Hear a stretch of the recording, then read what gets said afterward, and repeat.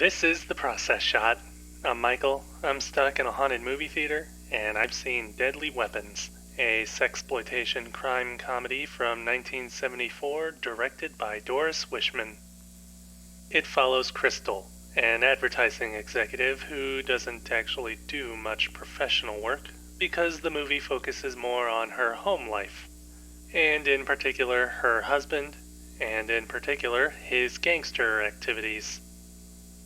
When he tries to rip off his boss, he's obviously killed for it, leading Crystal to take revenge. Working her way up to the top of the ladder, she has a simple MO. Get a hint on where the next guy is, and then kill the current guy. Her weapons of choice, her massive, chest. Yeah, there are two reasons this movie was made, and they're right on the poster over there.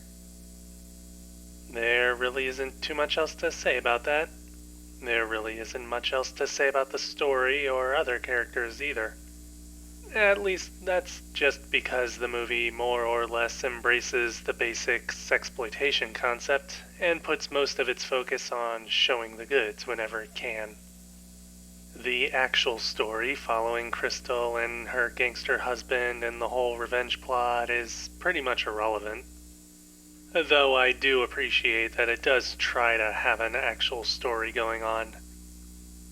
In fact, the concept of suffocating men to death with giant breasts doesn't actually happen until maybe halfway into the film, after setting up the reasons why Crystal would be driven to do such a thing.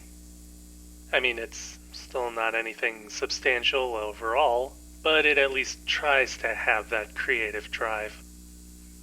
Character-wise, things also aren't anything special, with everybody being portrayed with no depth other than whatever their jobs might be. Not that they're anything of actual importance. Again, pretty much anything going on is a setup or an excuse for some shot of some really huge gazonkers. Some big ol' conkers. Honka-bonka-badonkers. Moving on, Deadly Weapons is pretty much on par with any of Doris Wishman's other films when it comes to technical aspects. The only major difference this time is that the movie's in color. All the other trademarks still apply, from flat cinematography and long single takes to audio design that only seems to emphasize the complete absence of lip sync or live audio capture. Any scene which could have been shot in somebody's home or a cheap hotel room absolutely was. I feel like it would be redundant to say anything else, not only because I've already said it about the director's other movies, but also because at this point it's pretty clear that production quality doesn't seem to be a major point for her. In most other cases, that's just laziness. But here, I'm starting to see her movies as more of passion projects, kind of in the same vein as a John Waters movie.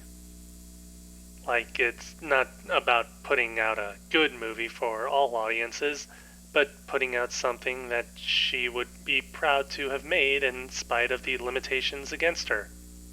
Personally, I just wish that her movies would have a bit more campiness in their stories, and maybe embracing the weirdness of the concepts a bit more. That's just my opinion anyway.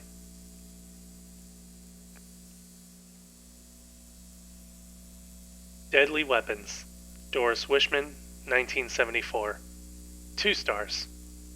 I'm not sure how I'll look recommending this, but I would say that it's fun enough to see for yourself.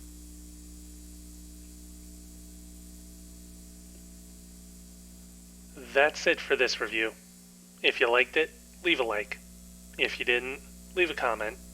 Subscribe to the channel for more reviews. Also, this movie kind of ends on a downer. I actually don't know if I should label this a comedy or a drama. I usually see dramas as more depressing. I ought to try to get out of that mindset.